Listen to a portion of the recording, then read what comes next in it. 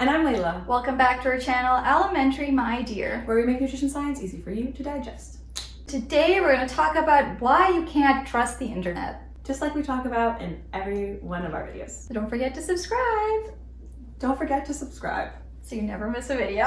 That's true. It's the first video we filmed in 3 weeks. At least I remember the slogan. So this is the first video we're filming in 2022. Bear with us. What we want to talk about today is nutrition misinformation online and why it's so rampant and why people like dietitians have to constantly fight against it. One of the first things that we learn is why people have so many opinions about nutrition that they just think are right and it's the way to do something is that everyone eats and therefore everyone thinks that their opinion on eating and health is valid. There's facts and there's opinions. Yeah. Along with that, we eat every day. We have this culture, which we talked about in our video a couple weeks ago, that's so engulfed in what you look like and how you eat and how that makes you valuable as a person, that we're always looking for like little cheat codes on how to be, I guess, like the skinniest, healthiest person. And so like people come up with the thing that might have worked for them specifically, and therefore that is the healthiest way to live. And I'm going to tell everyone about it. In maybe recent decades, the scientific community has learned a lot more about nutrition, and a lot more time and money has gone into researching this space. And at the same time, I think the general population has recognized that, diet is a really important part of health. A lot of us are just caring about it a lot more. Yes. And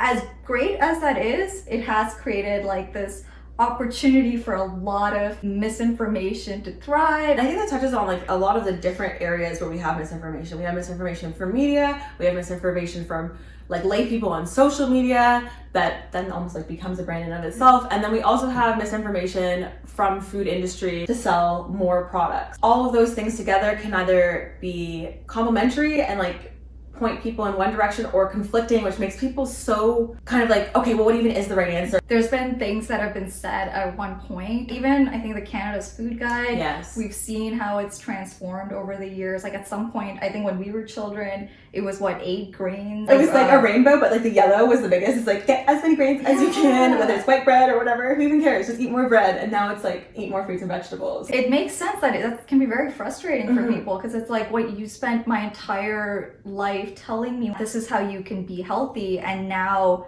you're just taking it back. And that can be really frustrating. And I think overall there's been like a reduction in trust in 100% institutions in general, like government in general, but also in the nutrition space as a whole. To your point, people see that change in opinion or change in advice and say, well, obviously you don't know what you're talking about at all. Obviously you're paid off by industry. Obviously X, Y, and Z. Therefore, what you're saying is not valid at all. People neglect to realize is that like in policymaking, in science, we do what we can with the information we have. The information we get, very biased. There's lots of room for error, but it is the best information that's out there. You might be giving policymakers a little too much credit there. Lobbies, industry,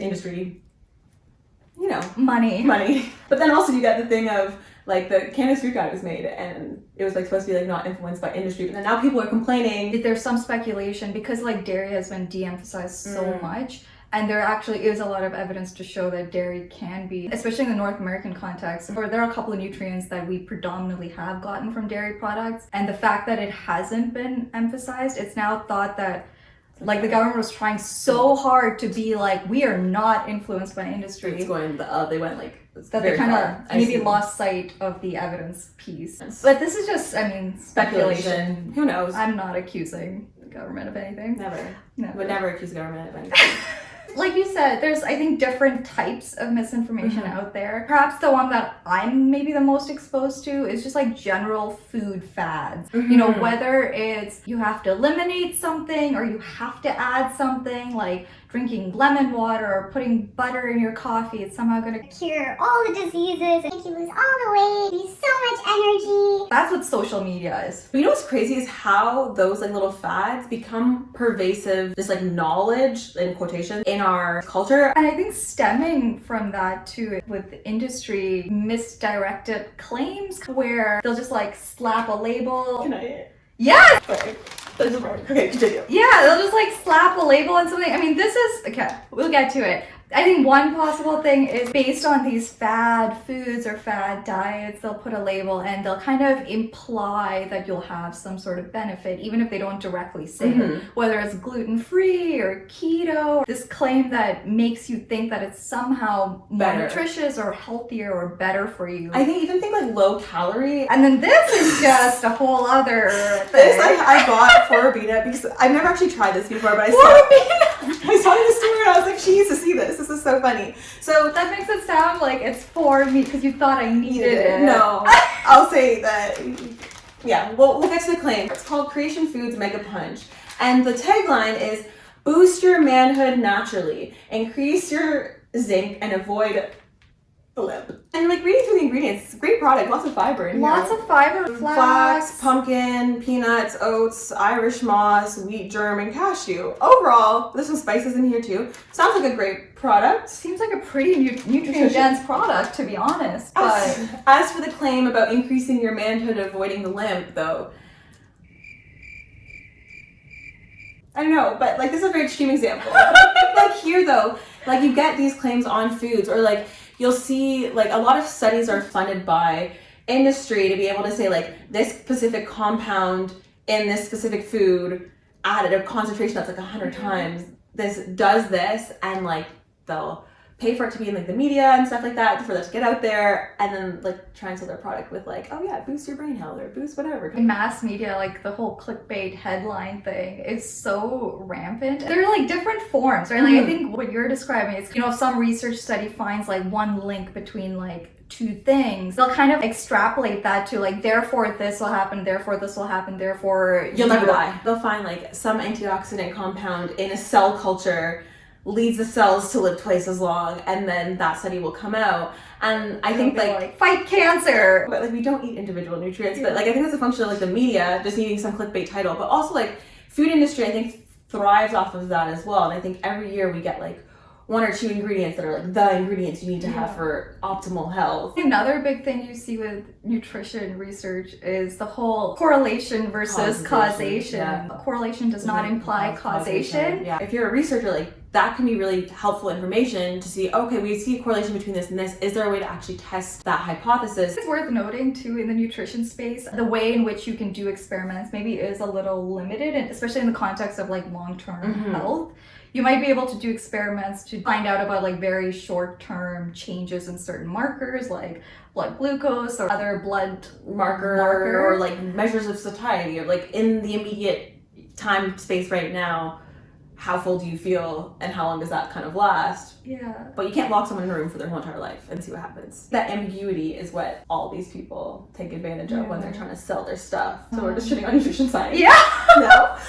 No, more like how it's reported, right? A lot of times when you're doing a study, even if it's a really high quality study, you have to like really narrow down the population that you're doing the study on. Whether it's in animals or humans, you have to really like have a specific, whether it's males or females, a certain BMI range or a certain age range, all of that stuff. A lot of times when that type of study, if you find out something interesting and it's being reported on, they kind of neglect to mention that piece, make it seem like it's applicable to the whole population. Even though it might have been only seen in like 65 plus year olds with a specific type of cancer that have been going through a very specific therapy and also have diabetes from this one country. Is that going to be applicable to like a 10-year-old girl?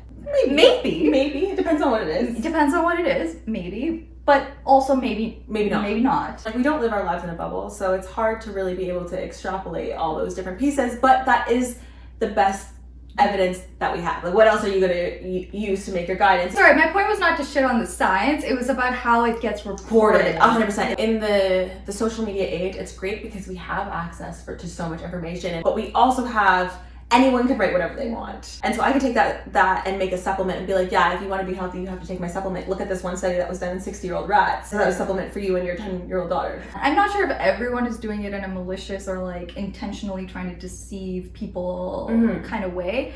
They might also be like a victim of misinformation themselves, right? What happens a lot of times too is like people watch like documentaries or read certain books and Documentaries and books, they seem to have a perceived credibility. I mean, you kind of assume that they're not biased and that they are well researched. And even documentaries, you know, they're like, oh, this study found this and that study found this, and it's very compelling, and it seems like, wow, this is a really credible source of information.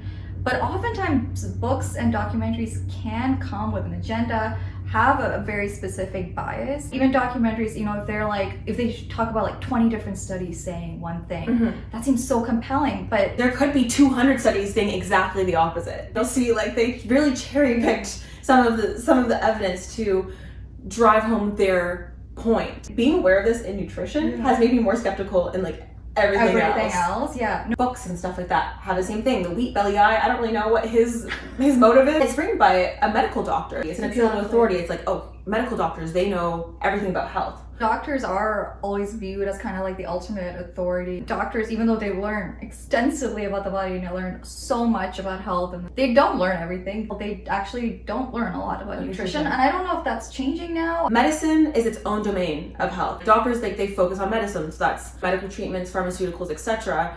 And they know that it's complementary to nutrition. A lot of them do have nutrition knowledge. However, they are not experts in nutrition. Stay in your lane. Stay in your lane. But that brings up a really good point. Believe it or not, like, expert opinion is actually quite low on the hierarchy of evidence. Yes. Go back and watch, like, I think probably like our second or third video ever. I think for like the regular schmegular person, expert opinion is probably like what they get for evidence a lot, but really it doesn't mean anything. And that applies to us. Anything we say, we try and back up with science, but be skeptical of what we have to say as well. And when we say, you know, expert opinion it's not that it doesn't matter. It's about what the body of research is saying. Each individual person is looking at the science with a particular lens, a particular bias, and coming from certain experiences. There's the evidence, and then there's your interpretation of the evidence. So what one person says is never enough to make an actual claim. You gotta see what the span of the literature is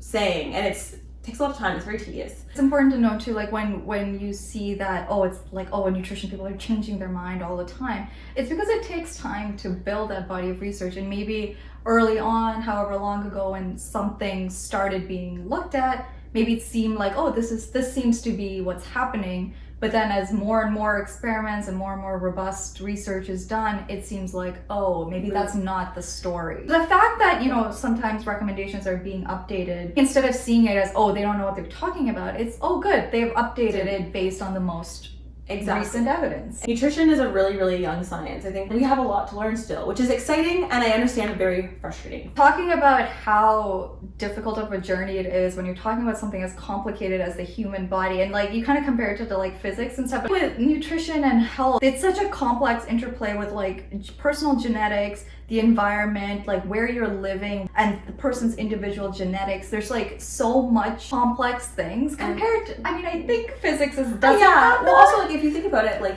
nutrition encompasses physics, it encompasses chemistry, it encompasses biology, all within one domain. With like chemistry and physics experiments, from what I understand, you're very much able to control those extraneous factors. Whereas you're doing a nutrition study, you might have like 100 people in it, but all those people were born different places, and they've all eaten different things up until this exact same point. At the same point, they all have different numbers of siblings, and they have different family structures, and they all live in different parts of the city, and all these different things, and you can't control from them. You can't control for that. When we did experiments at the lab that we worked at, the study designs were such that when participants were to come in, they were supposed to come in fasted, like they weren't supposed to have eaten in the morning before coming in. There's no way for us to even verify that. Exactly. And like, you know, you've had it where like you'd ask the parents and you're like, so did they, and they're like, yeah. And then you talk to the kid and they're like, yeah, I had toast and I had juice. And you're like, okay. Or you take their blood glucose and it's like, and you're like, you definitely ate something. Either you have juvenile diabetes. Or you ate something. Yeah.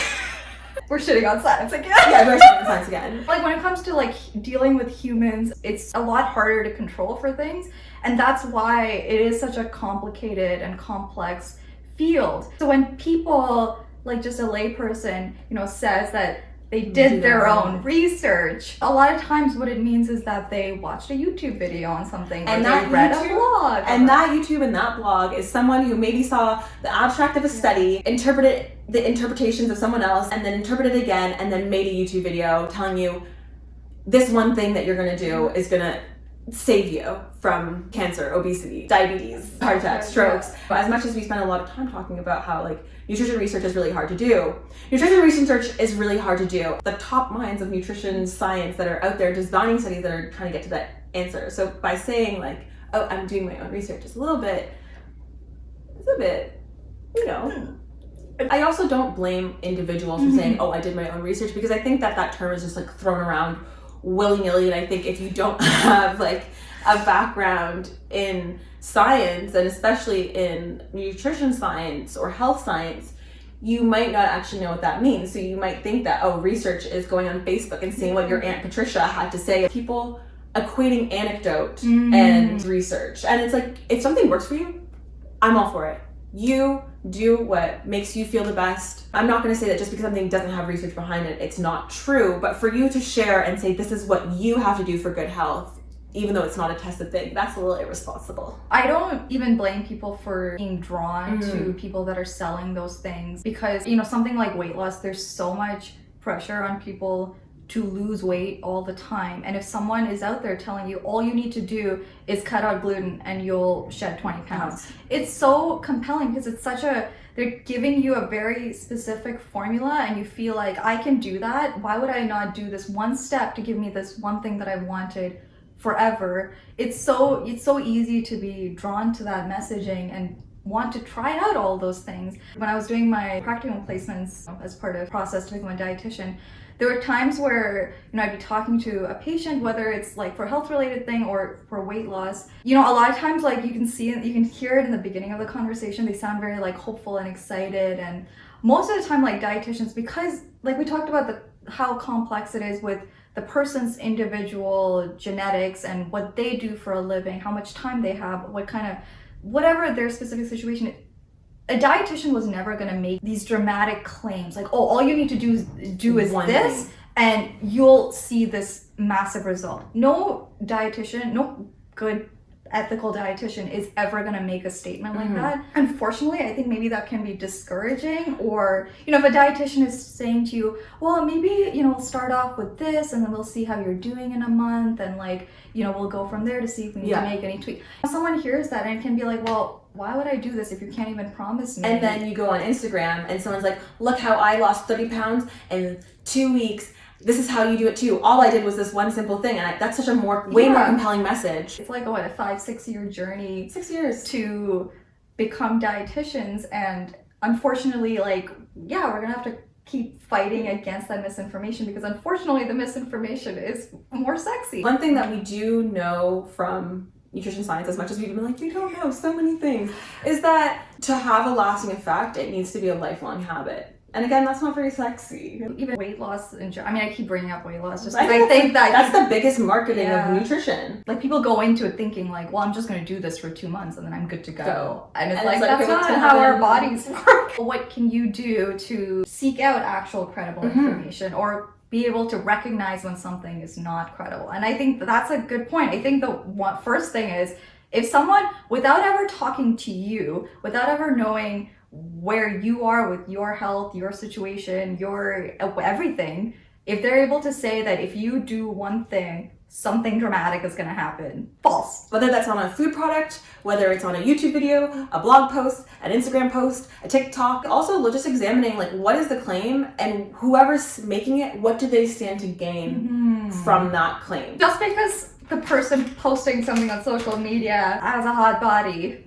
that's not a source of credibility. That's not like a credential. Who stands to gain from this claim? Are they selling you a program? Are they selling you a food? Are they selling you something? Are they going to make money from you? And that could even be in terms of engagement. Like, on social media, people make money from engagements. It could even be something ridiculous just to get a like or a click or a follow, or for you to engage with their content a little bit longer so that they can make money. And I see that a lot on TikTok. I saw this lady, woman was talking about lemon water and how it's going to make you lose weight. That goes into like examining claims further. Someone's like, okay, if you drink 3 glasses of lemon water a day, that causes weight loss. Is like trying to figure out the how. And I know, you know, if it's something completely out of your wheelhouse, like, try and like think back. You're like, okay, how would this work? Use some critical thinking when you see those kind of claims. Asking the person questions is a great idea, including, you know, if straight up asking how, or like why would that happen, or asking them for their sources as well. And I think a lot of times what I've seen on social media, like people will like the creator will respond by saying, oh, I read this great book, you should go watch this documentary, blah blah blah. And those types of things are things to watch out too, because if their source is something that's very rocky evidence to begin with, then that can kind of make you realize like maybe what they're saying is not based on reality. Also though, I've been seeing this more and more, is people putting in sources that do not say what.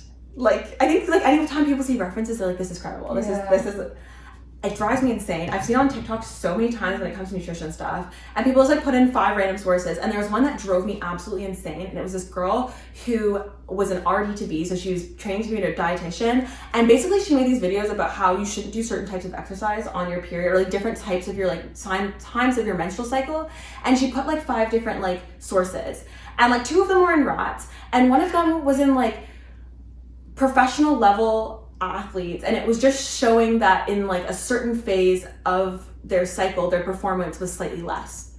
And I'm like, that doesn't apply to your regular person, and it doesn't mean that they shouldn't do it. It just means that their performance might be like I think it was like 10% less or something like that. But if you're not a professional athlete, it doesn't apply to you. Another thing that you can ask the creator of the content is for their own credentials, just to find out like, you know, what kind of background do they come from, what kind of knowledge base do they come from. It's one of those things where all information is technically available, and you know, maybe they did a lot of their own research. I hear that a lot, like people saying like, oh, I spent 2 decades like learning about this, look at all the books I have, and that's great.